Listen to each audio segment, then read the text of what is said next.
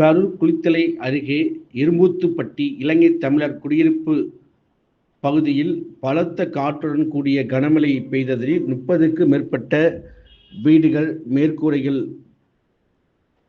சேதம், மின்கம்பங்கள் சாய்ந்து சேதமடைந்ததால் பொதுமக்கள் அவதி.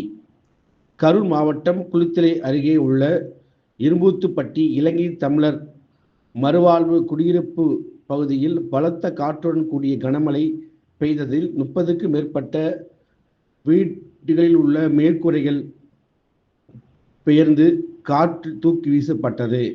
மரங்கள் வேரோடு சாய்ந்து வீட்டின் மீது விழுந்ததால் குடியிருப்பு பகுதிகளில் அதிக அளவில் பாதிப்பு ஏற்பட்டுள்ளது. இதில் மின்சாரம் துண்டிக்கப்பட்டு பெரும் சேதத்தை அடைந்துள்ளது.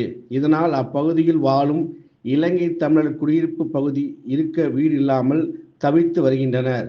அது மட்டுமின்றி சுற்று வட்டார பகுதிகளில் காற்று அதிக அளவில் வீசப்பட்டதால் மரங்கள் வேரோடு சாய்ந்துள்ள வீடுகளிலும் சேதமடைந்துள்ளது.